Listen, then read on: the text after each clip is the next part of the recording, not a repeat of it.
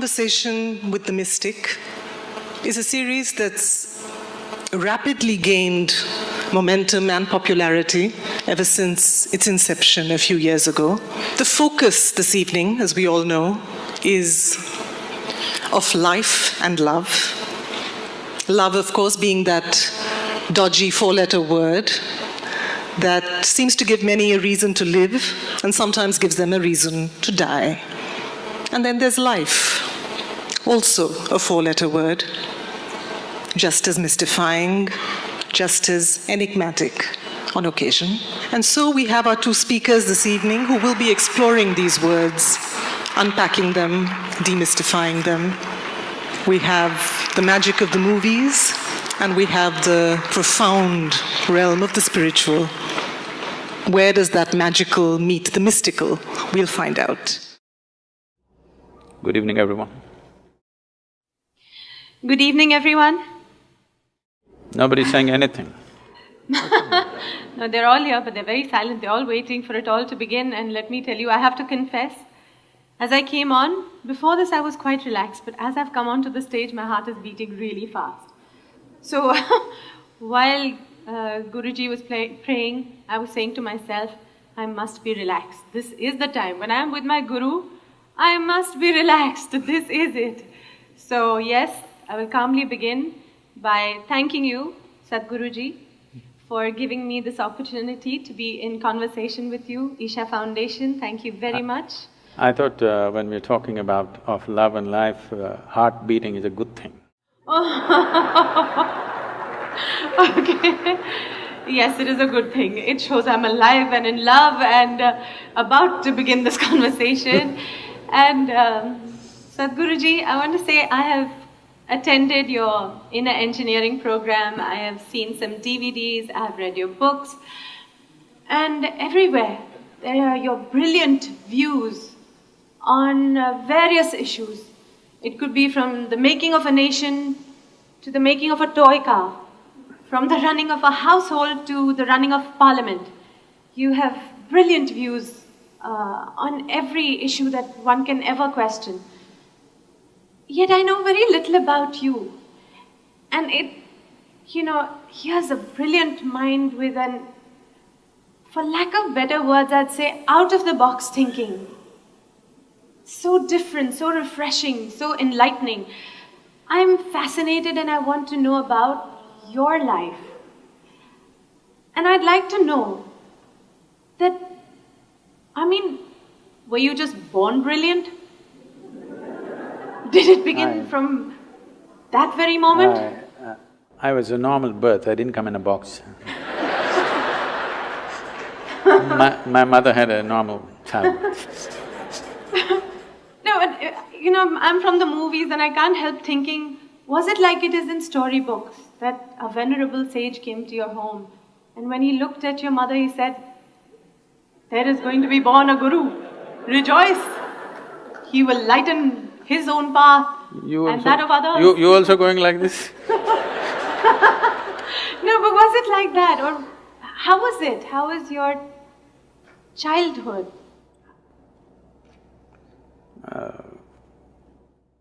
I don't think they all came to listen to my mother's labor pains.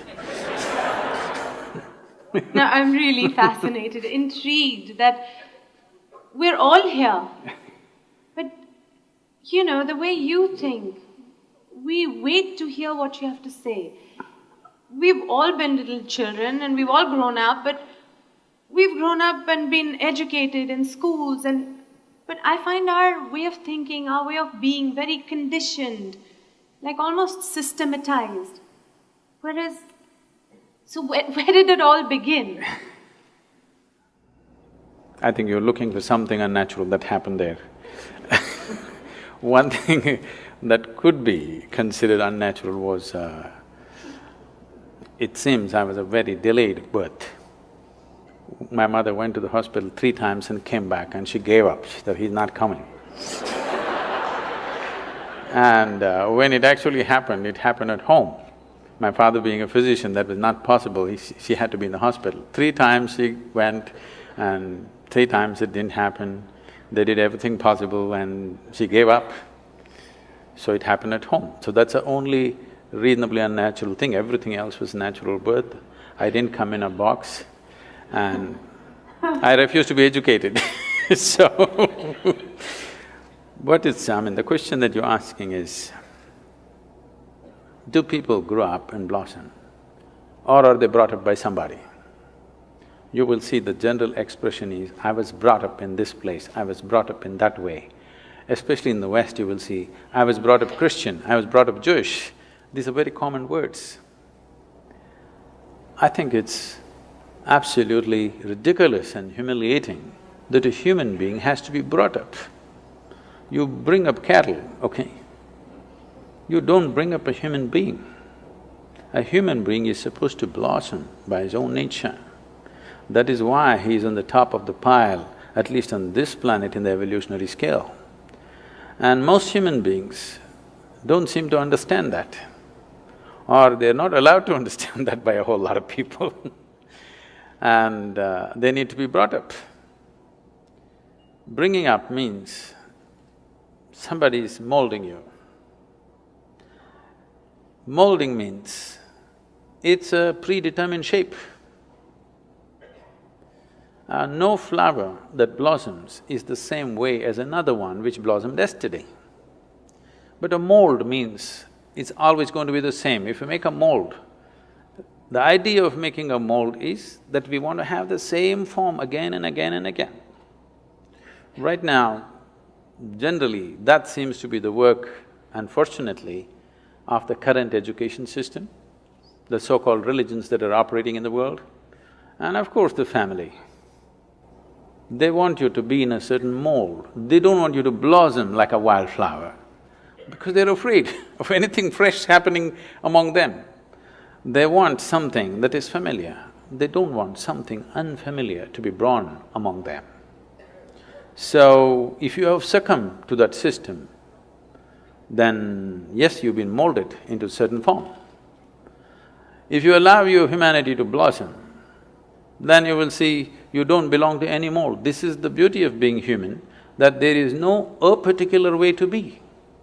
If you were a dog, you would be one way, if you were cattle, you would be one way, if you were a sheep, you would be another way, if you were a bird, you would be another way, a grasshopper another way. But to be human means there is no particular way. What is human is not defined, not described. It is just that. For every other creature on this planet, nature drew two lines. Within that, they have to play their game. For a human being, only the bottom line is drawn, there is no top line. But socially, people are trying to draw a top line for themselves. But nature has not drawn a top line for you, it's a limitless possibility. And this is what is freaking human beings right now, because they can't decide what they need to be. They're trying to be like somebody else. Only bottom line is set, top line has been removed. This is evolution. But wait, we still didn't quite get to… So how was it when you were a child? Were you put into a school to go the systematic way, and did you keep up with it? Do I look that educated? Don't insult me like that. Actually, you know, when I go and stand in the line, in the immigration lines in particularly in America, they look at me and say, "Can you speak English?" I say,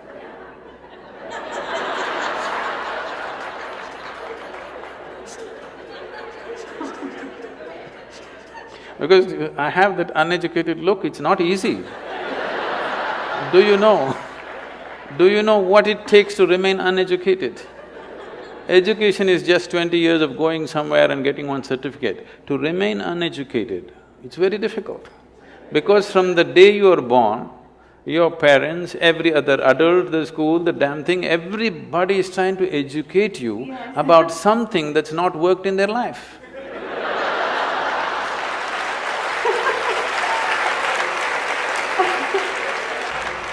And then, did you also, like we all went through these confused teenage years of not really knowing where we're going? I mean, did you clearly know your path?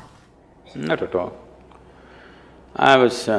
right from 3 or 4 years of age, I was always a million questions hanging in my head. I have a question about everything to everything. questions means very fundamental questions about existence itself, my own existence. So when I was 3-4 years of age, suddenly I realized I know nothing. Know nothing means somebody gives me a glass of water, I do not know what is water. I know how to use it, I know if I drink it, it'll quench my thirst and so many other ways of using it, but I do not know what is water. I'm saying even today you do not know what is water. So only thing available in all three states on the planet, two-thirds of the planet is water, two-thirds of your body is water. If you think life, we think water. But do you know what it is? With all the scientific exploration, we do not even know a single atom in its entirety. Today our idea of science is learning how to use everything. Yes, we know how to use an atom, we know how to break it, we know how to fuse it, but we really do not know what it is. Any one thing, tiniest thing in the creation, we do not know in its entirety. This is the fact of life. Well, even something simple as what you started with saying, that looking at water, I mean, straight away I was taught water, H2O, and what it can do, and you can mix it with colors and it becomes that, you can drink it and it quenches your thirst. But I never looked at it and said, I don't really know what is water. Because nobody looks at anything. See, everybody is looking like this. Nobody has any attention for a piece of life here. They're like this. If you pay attention to one life, one blade of grass, one grasshopper, one human being, something else will happen. That's why we said life and love, because if you pay attention to one human being, some love will happen within you, okay? If you miss life, at least some emotion in that direction must happen to you. That will happen only if you pay attention to one. If you're looking at like this, these days it's become a fashion because you're on love on Facebook, you love the whole humanity. To love one human being, if you want to love one human being, it costs life. To love the whole humanity, it doesn't cost anything. It's even better to love God, because it's always easy to love somebody who's not here now. It's so easy. But if you have to love somebody who's sitting next to you right now, it costs life. You know how difficult it is to love someone who is next to you right now? How easy it is to love someone who is dead or who is in heaven? Isn't it so? Let's face it. Because if you have to love one thing is you have to pay attention. Without attention, it will not happen. And above all, you have to give up something that is you to accommodate another, otherwise it will not happen. The English expression is very good, you must fall in love. You cannot rise in love, you cannot stand in love, you cannot fly in love, you have to fall. Something of you should fall, otherwise it will not work, you will not know it. So, you want to have a fake sense of life, then you don't pay attention to anything. Everything is information, nothing is a living experience. Everything is from the textbook or from the cinema or from the internet. Nothing is from life's experience. We're doing more and more today of that. Sadhguruji, you just mentioned love, and today it is about life and love, and I would like to know, for us it is maybe love your family members, whoever it could be. Why I ask you this is because there's so many versions of this and I really want to get to it. Some teachers, some gurus, some guides will say, you can love, but you must be detached. Oh. You must love, but it cannot be conditional. It should be unconditional. And so there's versions of it. I just want to know. See, So, the simple way of make you keep coming back to me is to give you something that you cannot do. To give you a teaching which you can never do. You must love, but you must be detached. Now you have to keep coming back to me for consultation, endlessly. Sorry. I'm saying throw yourself into your love affair and die into it, something will happen. Something worthwhile will happen if you're willing to die into the process. Not just anything, whether it's your work or your life or your love or whatever, if you do not know how to throw your entire self into it, you will never know the taste of what it is. Love but be detached. Why do you want to love then? Only because you want to include somebody as a part of your life, part of yourself, that's why you love. No, I love but I am detached. This means you have to come back to consultation every day, it's like a psychiatrist's job. Every day you have to come and sit on the couch. You need treatment and there is a fee. So, okay, all right. So you can love and be attached. No, I didn't say that.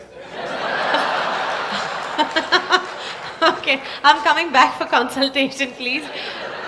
So what did you say? I only said, see, what is this need for love in a human being? You must understand, a human being constantly, a human being is longing to be something more than what they are right now. If this finds a simple, basic physical expression, we call this sexuality. Sexuality means just this, physically you're trying to make something which is not you a part of yourself. For a few moments you may succeed. If you try this mentally, it gets labeled as greed, conquest, or maybe simply shopping. Shopping. Some people go for conquest with swords and guns, some people go with checkbooks and cash, credit cards. The thing is, you want to include something which is not a part of you as yourself, that is the whole effort. Whether you want money or wealth or you want to occupy a nation, what is it? Something that is not you, you want to make it yours. Yours is an effort to make it a part of yourself. If it happens emotionally, on the emotional level, if you try this, we call this a love affair. You're trying to make somebody who is not a part of you, a part of yourself emotionally. This is a love affair. If you do it consciously, we call this yoga. Yoga means union. So all these efforts are fine, everything has its own beauty but has its own limitations. When you understand the limitations of all the other methods, nothing right or wrong about it, it is just that it will work briefly, it will not work for always. When you realize that, you consciously try to include.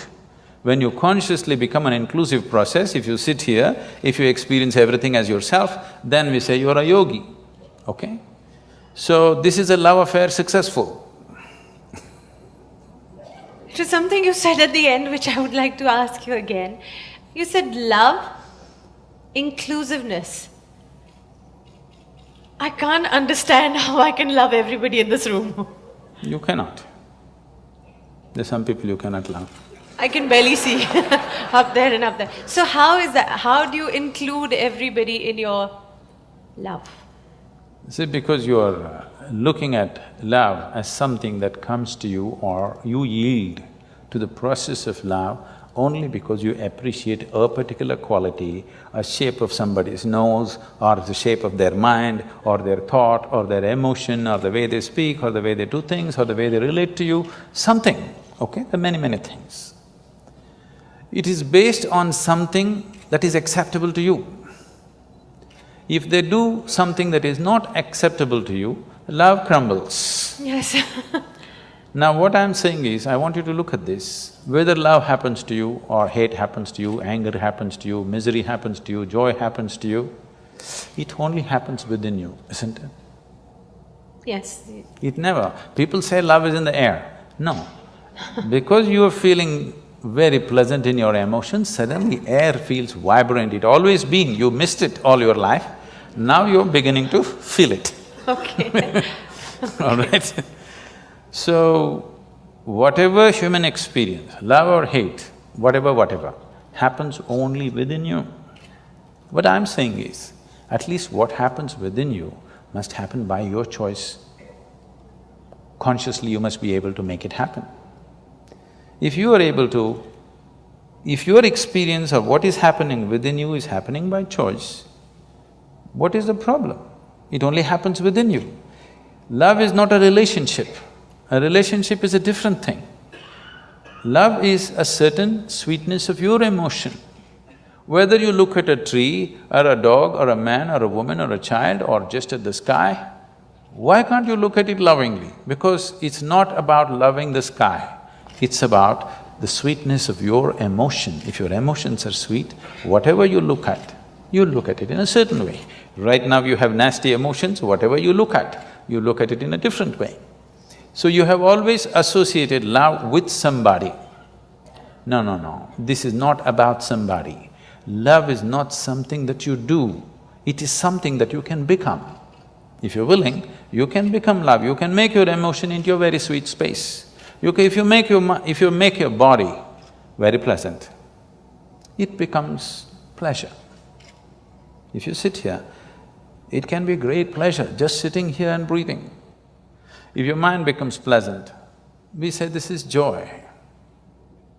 If your emotions become pleasant, we say this is love. If your very life energies become pleasant, we say this is blissfulness, this is ecstasy. If your surroundings become pleasant, we call that success. Now you're calling your success with somebody as love, that's a mistake.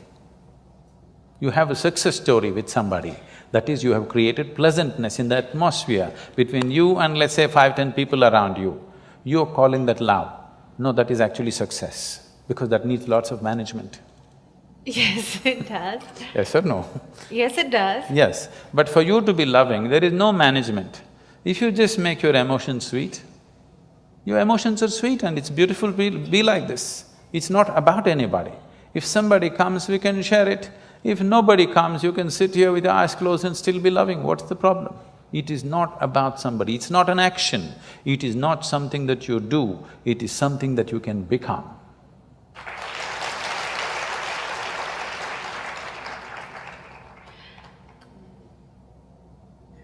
It's a lovely, idyllic.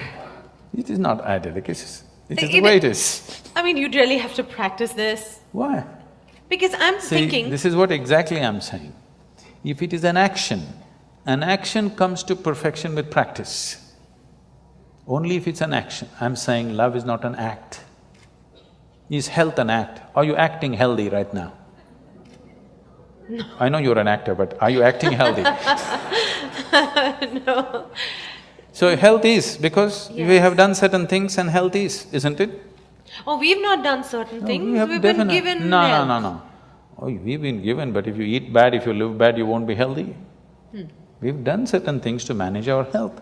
Similarly, if you do certain things, you can manage the pleasantness of your mind. If you do certain other things, you can manage the pleasantness of your emotion. If you do certain other things, you can manage the pleasantness of your very life energies. This is things that you can do. Now, what you can do internally, you're trying to manage externally. What can be done here within you, you're trying to manage by creating an atmosphere around you, which is a very difficult thing to do, because outside will never happen 100% the way you want it. To some extent we can manage. We can't do all of it by ourselves because there are many forces involved. Sadhguruji, you said something about health, and you said you do certain things for yourself. Certain things. One, you are given health, and then how you maintain it is you eat well, you exercise, and you remain healthy. Now, to be loving, when maybe in a household, any situation, maybe outside, like you said, outside forces are not pleasant. It doesn't come easily to then just be loving. So what is the practice to become that way, or to train yourself to be that way? I want to remove this idea from your mind. You believe you need to practice. Practice means you're trying to perfect an action, isn't it? To be loving at all times? Yes, that is not an act. No, not an act. No, I don't want to go back to the movies, okay? No, to be so accepting, because… No, it's not about accepting. Right now, do you want to keep your mind, your thought process, pleasant or nasty? Tell me, what is your choice? Ideally pleasant. No, just tell me, pleasant or nasty? You're thinking about it, this is… No, I'm trying to think, should I fox you and say nasty? Say it. Okay, nasty. I'm going to bless you now. No. Okay, I take back my words. Okay. All right. Any human being's choice for themselves is definitely pleasantness, Yes. isn't it? Body, mind, emotion, everything and surroundings, you want it pleasant. Yes. So why is it not pleasant? Surroundings are not pleasant because of many things. Yes. If your thought and emotion are not pleasant, it's entirely you, isn't it? Yes. Surroundings, not entirely me, it's so many forces. We have to manage them, we have to juggle them. Not always are we successful with everything around us. Different people have different levels of competence to manage the outside. Not all of us have the same, the skill to manage the outside. But inside, your emotion and your thought, why is it not happening your way? This is something we have to look at. This has to be addressed, every human being has to address this. At least your thought and your emotion must happen the way you want. It's like this. On a certain day, a lady went to sleep. A lady went to sleep. In her sleep, she had a dream, I think up there. Oh, there are two strata of people. Nobody's asleep, right? So that I could pick on you, I'm just looking if I can see. She went to sleep up there and in her dream, she had a dream. In her dream, she saw a hunk of a man standing in that corner. And then he started coming closer and closer and closer. He came so close she could even feel his breath. She trembled, not in fear. And then she asked, "What will you do to me?" The man said, "Well, lady, it's your dream."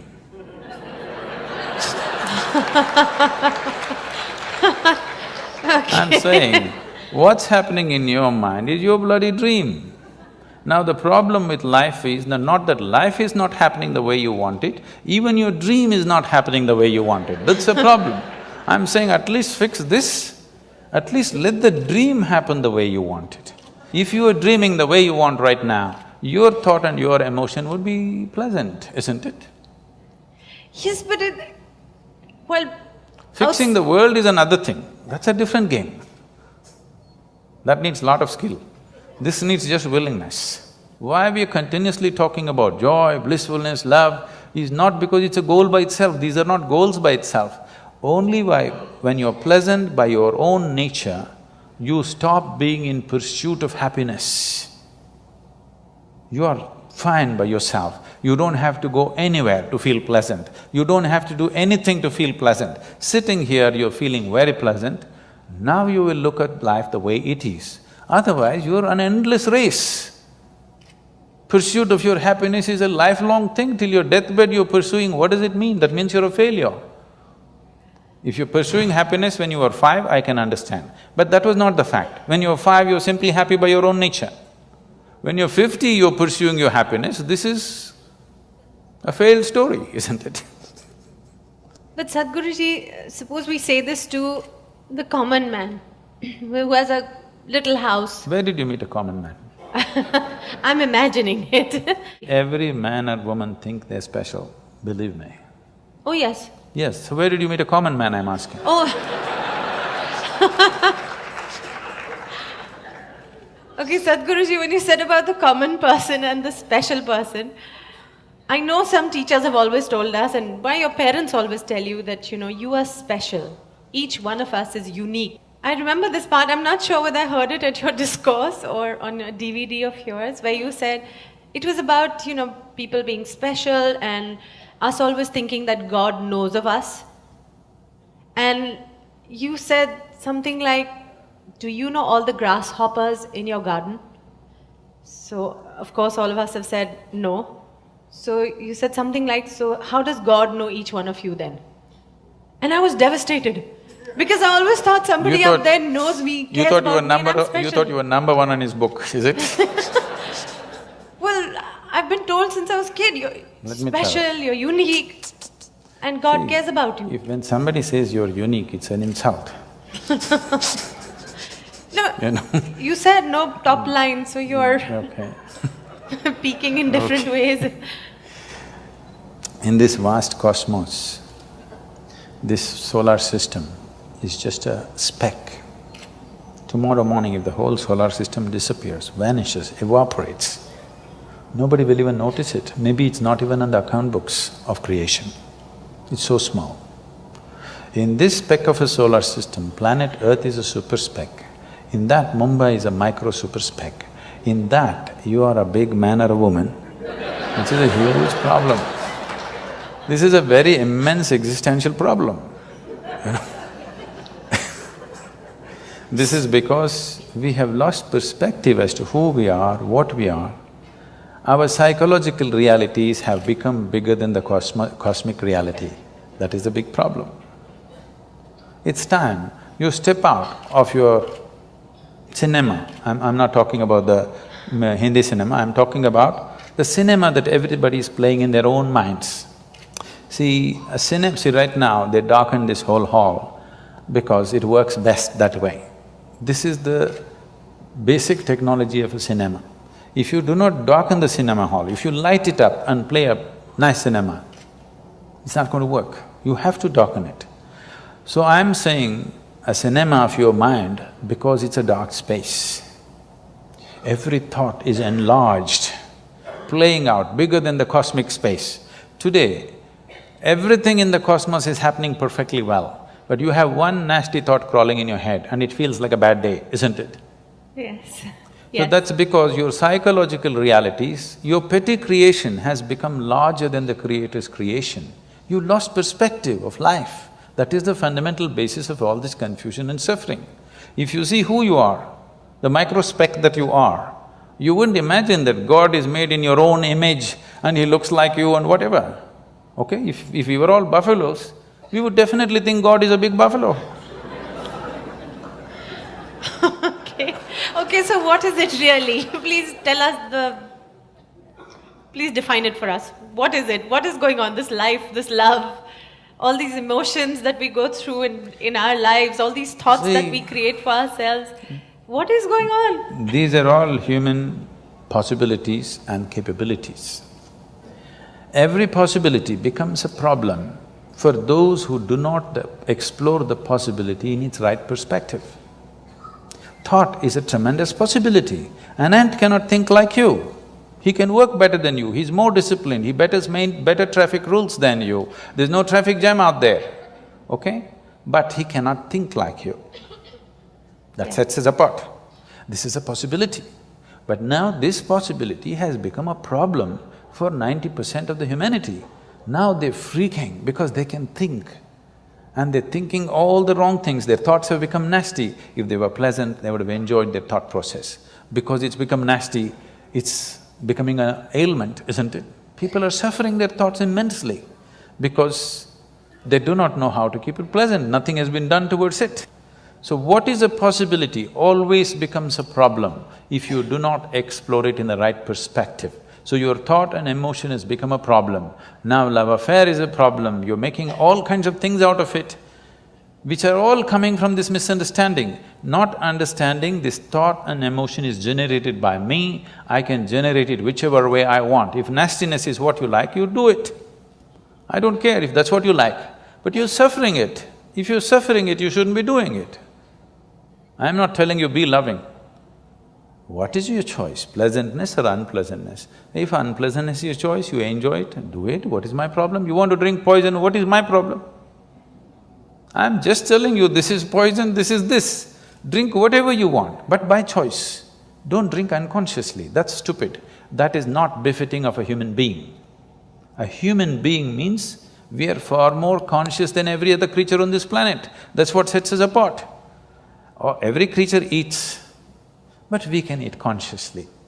So our eating becomes so many things. Every creature has sexual drives, they go and fulfill it whichever way. We can do it consciously, so we become something. We are doing the same things, but we are doing it consciously. Suddenly there is a magic about it, not because sex is magic, food is magic, no. Because we can do it consciously, every basic act like eating and copulating becomes magical because we can do it consciously. If you leave that one thing, if you exclude that one thing from your life, that you're not conscious about the way you think, the way you feel, the way you act, the way you move your body, if you're not conscious about it, everything can turn ugly, everything can become nasty. So it is this which sets you apart from every other creature. So, A dog is walking on the street, if you show it a biscuit, it'll wag its tail. If you do this, grrr, it'll do. If this is what you are, that if somebody is nice to you, you'll wag your whatever. If somebody is not nice to you, you will bite them. I'm saying where is evolution in you? Forget about civilization, I'm talking about evolution. Where is the evolution? Where is the sign of evolution, I'm asking?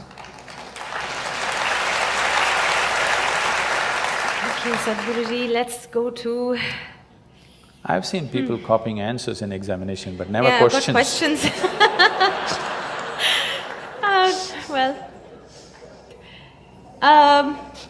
Today many women in our modern society are stepping out and having a career.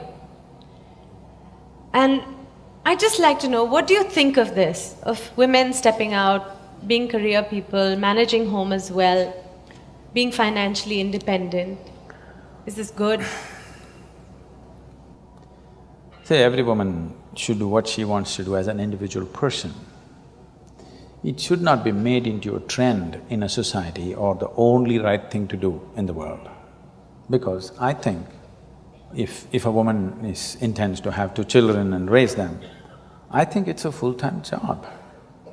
I'm not saying she should not go out and work. If she wishes to, as an individual person, she's free to do what she wants to do. But having 2 children is not about reproduction. You're manufacturing the next generation of people.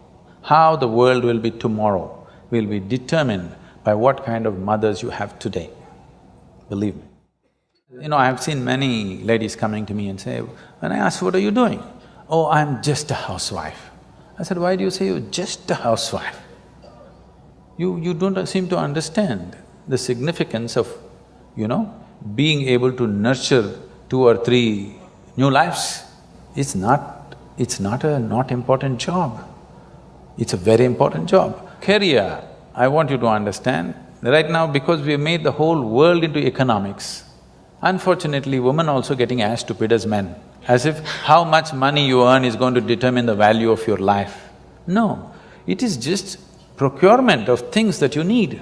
Money is just about that. Man was procuring, woman was taking about the more beautiful aspects of life. Now woman also wants to procure. If there is such an economic need in the family, fine, she must do it. But it is not a compulsive need. It must not be set up as something better to do than doing something. If she sings song, if she plays music, or if she just loves her children, or if she cooks beautifully, or she just lives beautifully like a flower, it's good enough, I'm saying. It is not necessary that only if she earns this much money, she is doing something valuable, otherwise she's not. If there is an economic need, she can do it, or if she has a passion for doing it, she can do it.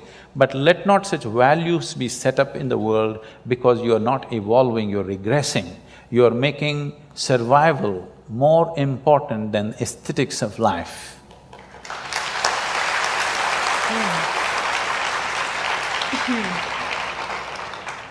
Okay, Sadhguruji, let me take you away from this and let me take you to a world of, say, films. World of films, okay, let's go. Let's go movies.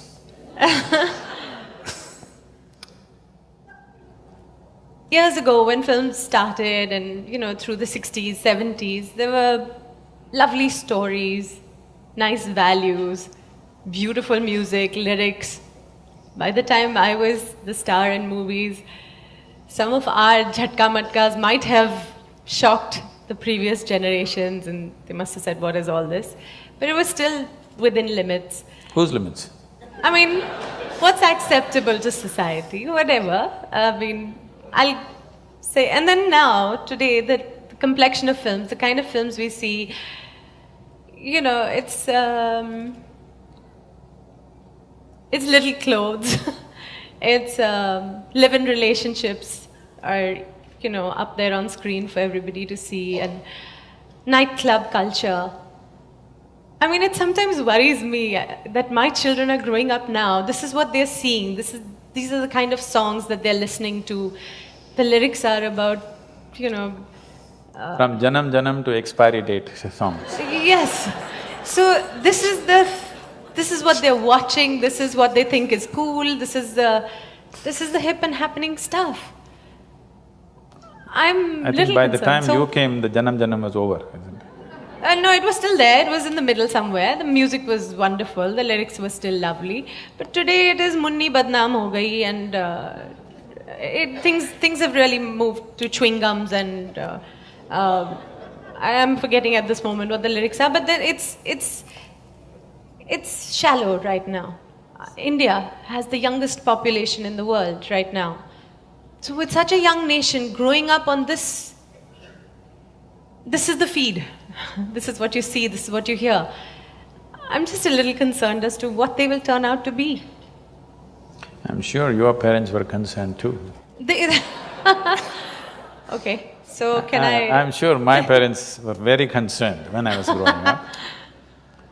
So every parent has this concern, every generation has this concern that the next generation is going wrong, always. I understand what you're saying.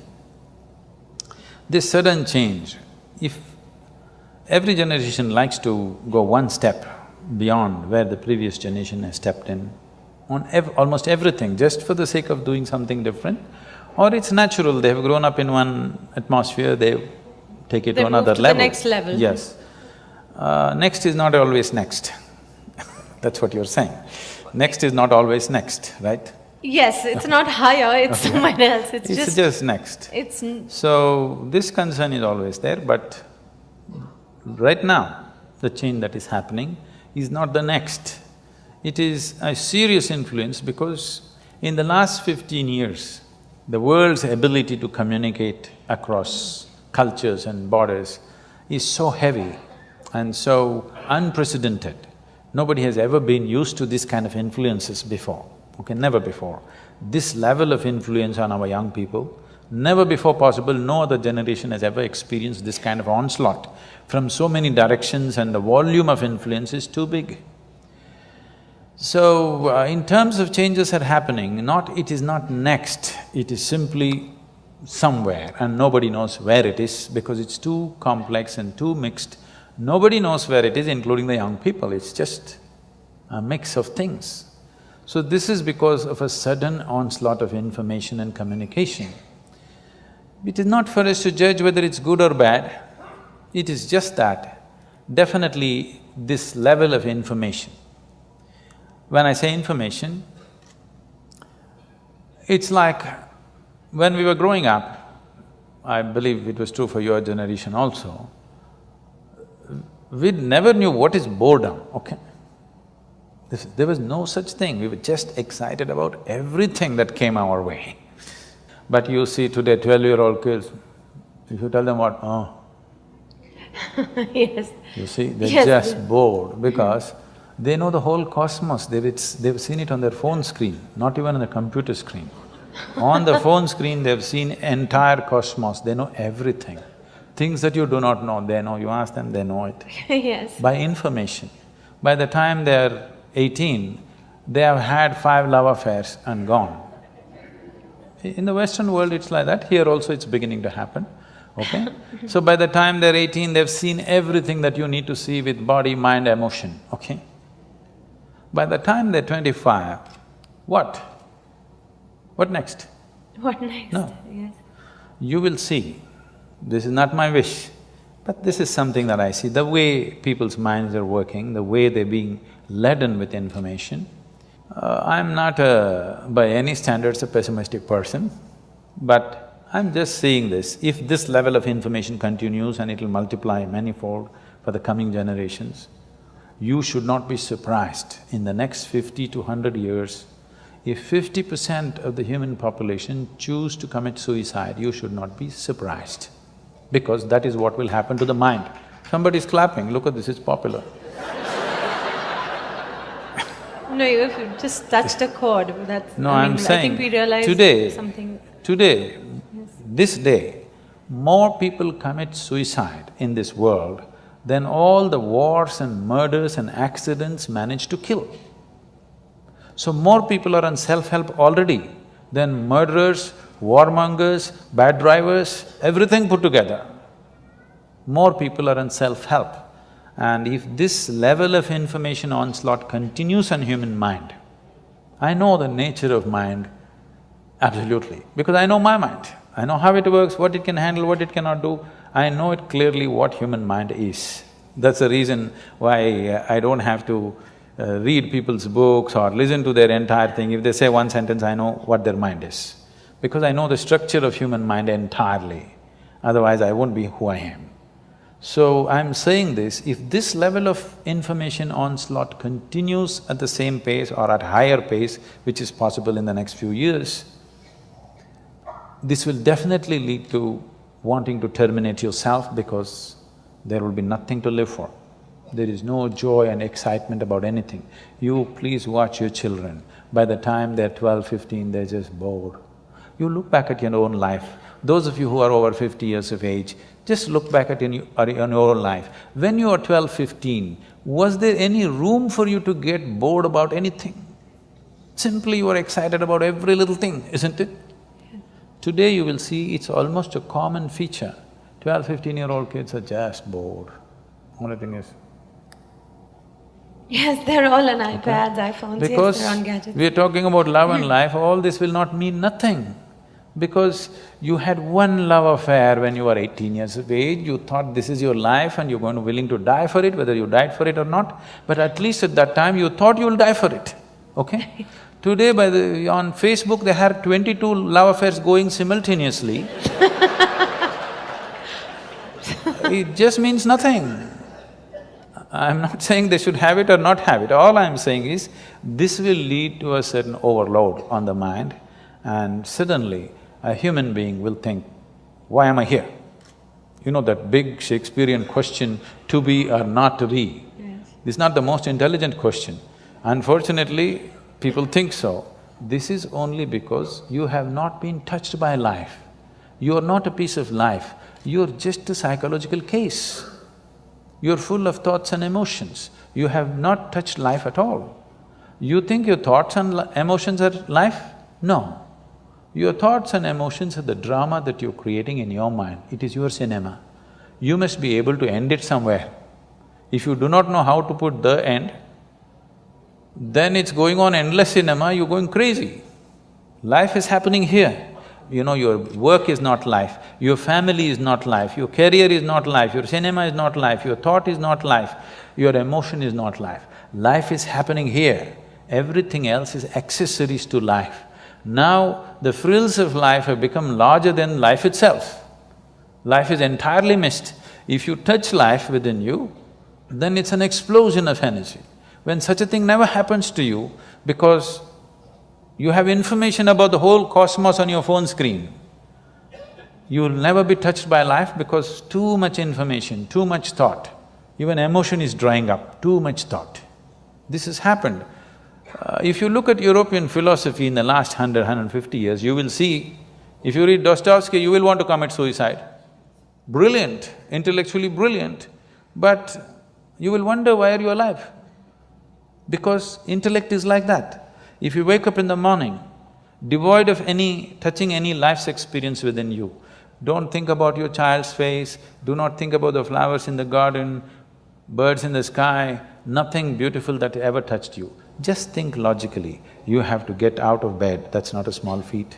You have to brush your teeth, breakfast, go to work, eat, sleep, again tomorrow morning same thing. Next 50 years you have to do the same process every day. If you look at it 100% logically and intellectually, you will have no reason to live tomorrow morning.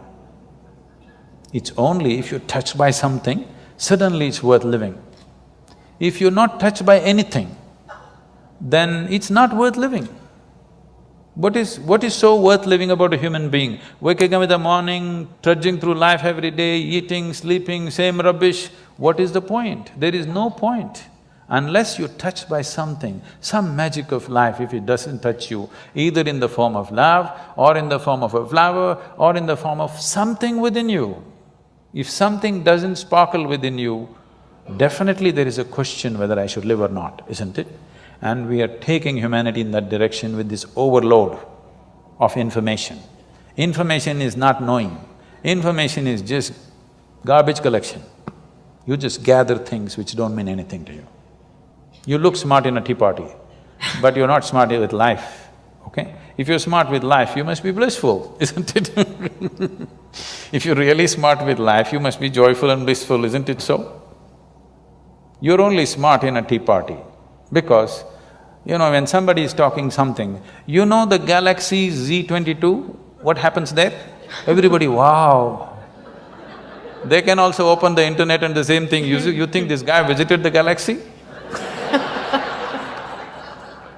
So Sadhguruji, then what is it?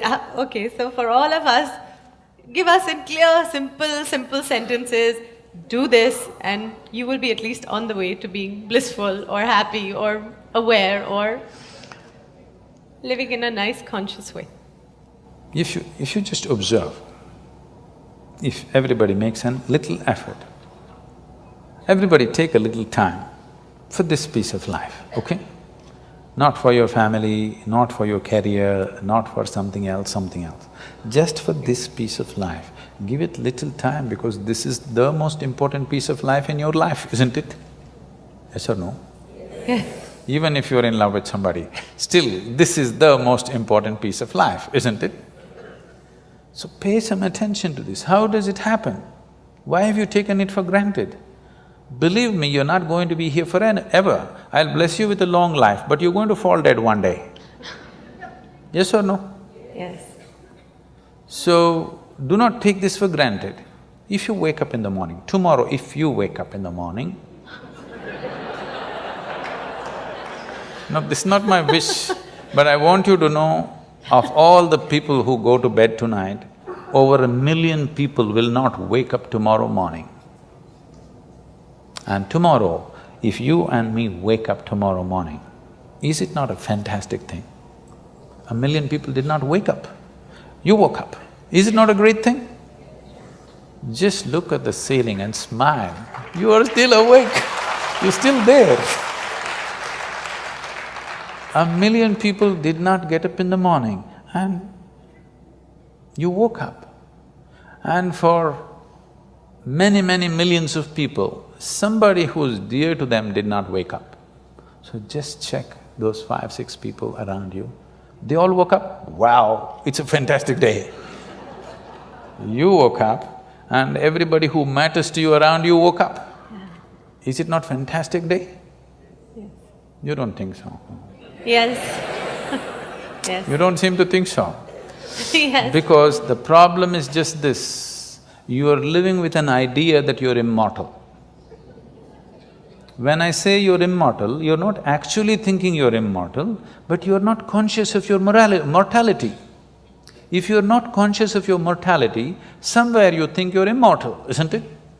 How many moments in a day are you conscious that you're mortal? If you were conscious, would you have time to crib?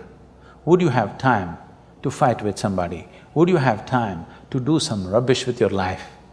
If you knew, if you are conscious that you are mortal, you would do nothing other than what is absolutely needed for you and everybody around you. This one thing if you do, if you just remind yourself, you don't think this is a negative thing. Death is not a negative thing, it's the only thing which has added value to your life. If you're here forever, you would be unbearable. Yes, yes. Isn't it? Aren't we glad everybody dies one day? If you just become conscious of this one thing, that always you're conscious that I'm mortal, you don't have to think, I will die today, we don't intend, we want to live as far as possible. Just one day I will die. If you're just conscious of this one thing, you will naturally become spiritual. You will not become spiritual by thinking about God, you will become unrealistic, hallucinatory. You will start talking to somebody, you will start doing all kinds of things. Already people, they have earphones on and they're talking, you don't know whether they've lost it or they… 10 years ago, if somebody was walking on the street talking, you would know that he's lost. But today you don't know whether they got their headphones on and they just lost it and they're talking, we cannot make out.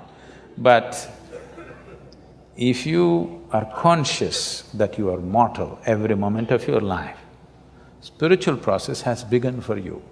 So one of the main reasons, one of the fundamental reasons why that all these things have to be taught to you, that she's repeatedly asking this question, were you born special, did you have normal birth or not, is simply because most people have forgotten they're mortal. They think they're immortal. They may not actually think they're immortal, but they're not conscious they're mortal. With every step, with every breath, if they were conscious of this, you know how consciously they would live? They would become fantastic. It is your mortality which makes you want to know what is the nature of your existence. You really want to know where you came from, where you will go. Only when it sinks into you, all this drama, poof, one day it will end. But right now you think only others appear in obituary columns, you are only going to read it.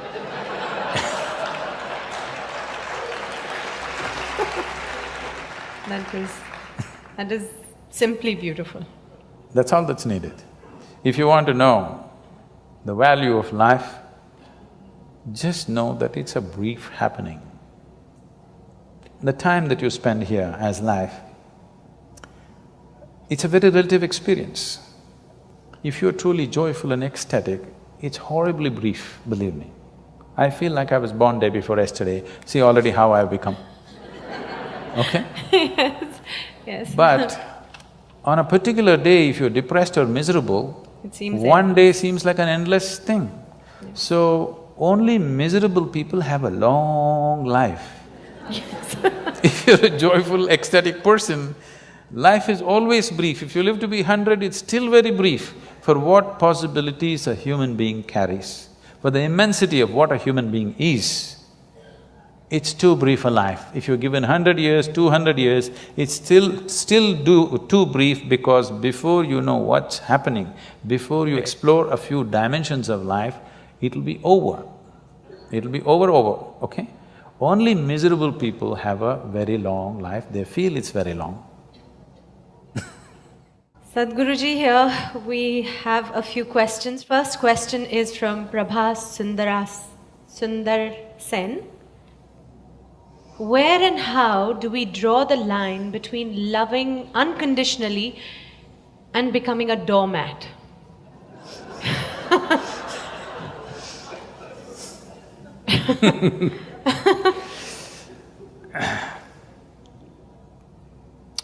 See, we need to understand this. What's being right now passed around as love is generally a mutual benefit scheme. You give me this, I'll give you that. If you don't give me that, I don't give you this. This is not said, but it's done. Okay. It's done, isn't it? It's not said. So, human beings have physical, psychological, emotional, economic, social and various other kinds of needs. To fulfill these things, when you say, I love you, instead of making these things ugly needs that we have to, ugly transactions that we have to do, you give me this, you give me that, to bring some aesthetic and beauty to this transaction, we coat it with a certain amount of sweetness of emotion, which we call as love affair, where the transactions happen more smoothly, because once we are human, somehow doing basic transactions in a basic way makes us feel ugly. If you take food with both your hands and eat it, it's ugly, isn't it? We want to eat in a certain way. Similarly, to fulfill our physical needs, emotional needs, economic needs, we have arrangements where we can conduct this in a more aesthetic manner. I'm not saying it's right or wrong, this is the fact of life. So this level of love, I call this is enough to fulfill the domestic needs of one's, for two people to live together, to fulfill their needs, to produce children, to raise them. Domestic level of love affair people can have. But if people want to have a love affair which will bring them to an ultimate union, then not many people are competent to do that. Not many people are ready to have that kind of a love affair where it'll make two lives into one. Two becomes actually one in experience. That will need something more. Most people are competent of using love to fulfill the domestic needs. But to go beyond that, they are not ready. And when I say they're not ready either, I'm not talking about this person or that person. So when one is ready and another is not ready, or one is making an effort and another doesn't have the effort, then it feels like somebody is becoming a doormat. That is what it is, that it feels like they're being exploited. But above all, one who is longing to use love as a way of ultimate union should not be bothered about being doormat, this and that. In India, we have a culture where by choice people name themselves as slaves. You know, Ram Das, Krishna Das, this Das, that Das. What is it? They're openly saying, I'm a slave, I'm a doormat, I want to be a doormat. They're not saying, I'm afraid I'll be used as a doormat, they're saying, I want to be a doormat. So this is a kind of love that they are wanting to use for ultimate union. This is not for domestic purposes. So if you're looking for ultimate union, then love is a different affair. If you're looking for conducting of domestic affairs, then you must manage dignity, who gets what. If anybody is using more than what they should, then if you don't give me that, I don't give you this, okay? Otherwise, if you're looking for ultimate union, you should not think of all these things, that's a different affair. That's not much social thing. If you fall in love itself, you become vulnerable to somebody. Yes. Without becoming vulnerable, there is no love affair. You have to fall. When you fall, somebody may raise you or somebody may walk over you.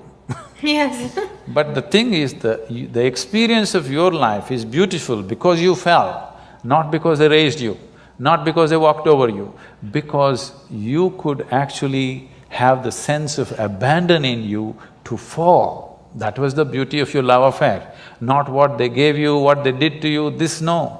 The beauty was you sat alone and you think you really love this person so much you're willing to die. That was the most beautiful moment. Not the moment they gave you a big gift, not the moment they gave you a diamond ring, not the moment they said this and that about you, no. You just sat here and you're willing to die. That was the moment. Not just a doormat, you're willing to be the dust on their feet, okay? I'm not saying you should be like that. I'm saying where love transformed itself into devotion. If you fall in love itself, you become very vulnerable, but there are still some shreds of sanity in love affairs that you can recover. But if you become a devotee, there is no sanity left and you cannot recover. So before you tread such a land, you must see whether you offer it or not. What are your goals, first of all? If your goal is to make a life, a cautioned, a very measured love affair is good. But your thing is, you want to dissolve into the process of life, you don't want to have a good life, you're not planning to have a good life, you just want to become an explosion of life, you don't care what you get and what you don't get, then you become a devotee. Devotion means it's your intention to dissolve into your object of devotion. So a devotee is not expecting whether I'll become a doormat or a crown on somebody's head. Whatever I become, as long as I can touch your feet or head or whatever, it's fine with me. Yeah. So that's a different state of existence. I don't think somebody who's looking for domestic level of love affair should even ask that question.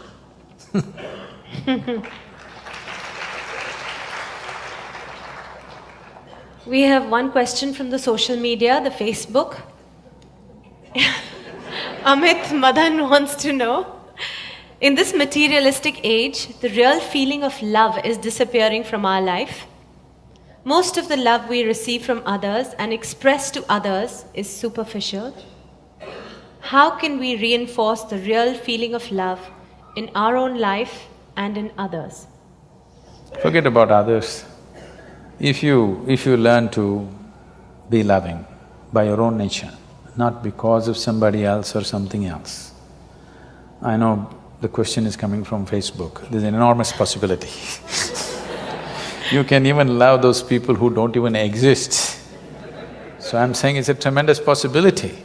So, if you just become love, not love somebody, then you will know the nature of love. If you love somebody, it's a fickle happening. Because no human being will happen 100% the way you want them. Every human being on this planet is going to disappoint you, believe me. Not because they'll do something wrong, because nobody can fulfill the unrealistic expectation you have of them. It's simply not possible. Have you been able to fulfill anybody's expectation, I'm asking you, entirely? Partially, but never entirely, isn't it? So nobody else will be able to do it. Unless you're still such a hopeless romantic, you're still waiting, that ideal person is going to come from somewhere. No, believe me, whoever comes, I want you to know, the ideal people whom you worship, when Krishna was there, his wives complained, all right? So there is no hope for us. Yes, please remember this. Okay. Sadhguruji, this is where we open, the platform. It's anybody has a question, this is the moment. Yes, please. My name is Anant. My question is about marriage, divorce. No, they're two different things, huh? See, today is many youngsters, like many of them, they don't want to marry. And few of them who marry, there are occasions where they are getting divorced. So, would you like to throw some light on this situation, Sadhguru? So you need to understand the institution of marriage. One thing is, as we said a little while ago, it's about bringing a certain sanctity to the simple basic needs that every human being has. I will repeat, there are physical needs, there are psychological needs, there are economic needs, emotional needs, social needs, variety of needs. To fulfill all these things, we set up an institution called marriage where all this can be conducted in a sensible manner. Otherwise, if we did it on the streets like every other creature, it would turn ugly for us and we will feel not good about it. So, to bring some sense of organization, some aesthetic, some stability, because man and woman coming together naturally brought fresh life. The nature of human life, the nature of human offspring is such that because of the possibilities that a human being carries, it is, compared to any other creature, it is the most helpless life, which needs maximum amount of support. You could leave a puppy on the street, as long as he gets food, he grows up into a good dog, no problem. But not so with the human being, he doesn't need just physical support, he needs variety of support and above all, a stable situation. Whether there should be marriage in society or not, one will debate when they are 18 because physical body is asking for freedom, all right? At that time, everybody questions, is marriage really needed? Why can't we just live whichever way we want? But when you are 3 years of age, you valued marriage immensely, a stable marriage immensely, isn't it so? Yes or no? Yes. Yeah. Not yours, your parents. Your parents, yes. When you're 3-4 years of age, you're 100% for marriage. Again, when you become 45-50, you're 100% for marriage. Between 18 and 35, you're questioning the whole process. Okay? That's true. I'm not saying marriage is the thing, but do you have a better alternative? If you have a better alternative, damn the marriage. But you have not come up with a better alternative, because a stable situation is a must for a child. Once you have a child, it's a 20-year project. Yes. Okay? That is if they do well. If they don't do well, it's a lifelong project.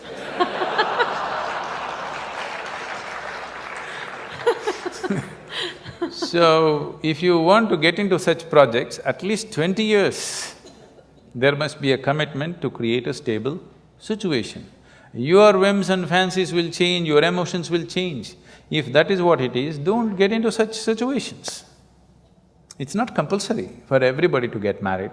It's good, young people, you're saying people are thinking whether to get married, and I'm glad. It is not necessary for everybody. But if you get into it, and especially if you get into children, you must understand it's a minimum 20-year project, whether you like it or you don't like it. Otherwise, you shouldn't get into those projects. You don't walk into a project, drop it halfway and walk away, isn't it? They have their benefits and they have their problems. It's your choice, but at least choose consciously. You don't have to get married because everybody is getting married. You don't have to talk about marriage and divorce in same breath as if they come together. This is a completely an American idea. You're thinking of marriage and divorce together. Nobody thought of divorce in this country till recently, isn't it? Why should you ever talk about marriage and divorce in one breath? It's a crime. It's really a crime to think on those lines. But if it so happens, something truly went wrong between two people and they have to separate, that will anyway inevitably happen. You don't have to plan it at the time of wedding. Namaskaram, Sadhguru. Okay. Yeah. Namaskaram, Juhi ma'am. You mentioned about survival and you talked about aesthetics of life. I would request you to elaborate on aesthetics of life. And my second question is from my friend. I don't know whether you will answer it or not, but I just want to mention it over here because she has requested me to do so. Her question is, what is the purpose of this universe? Tell your friend I didn't make it. Thank you so much. Why am I being blamed for these things? The only thing I have done is, I have figured the nature of my life. And by figuring the nature of this life, I know by inference, every life has happened the same way. Not just every life, the very cosmos has happened the same way. If you know the nature of this life from its origin to its ultimate, you know the nature of everything by inference, everything that's worth knowing. So tell your friend, I didn't make this universe, so don't blame me for such big things. I just figured my way through my life.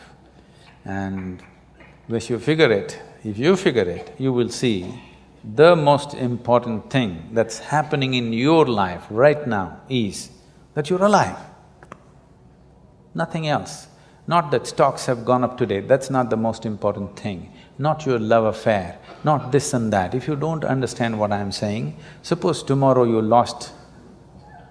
I'm not saying you must wish, I'm not wishing you must lose, but suppose tomorrow you lost half your money and you're feeling depressed and your mind says, I want to die. Close your mouth, hold your nose like this for 2 minutes. Your body says, to hell with your money, I want to live.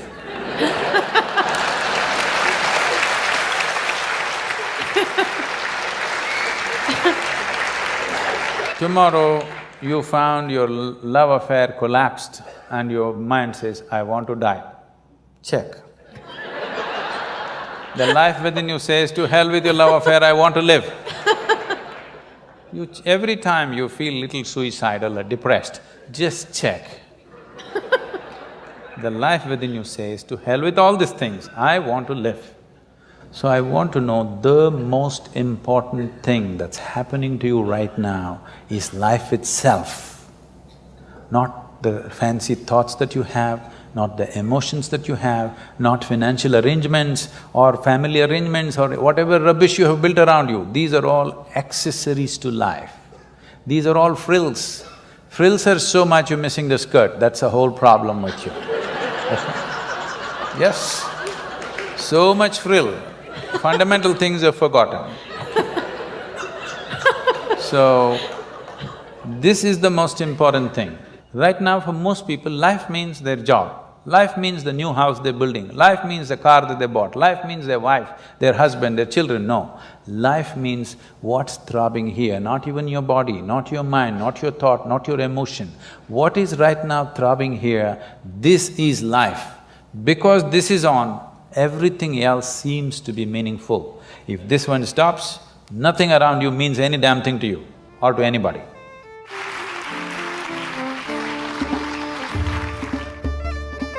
I liked what Sadhguruji today, what he was explaining, that this blissfulness, this happiness, whatever it is not outside of you and it is there with you.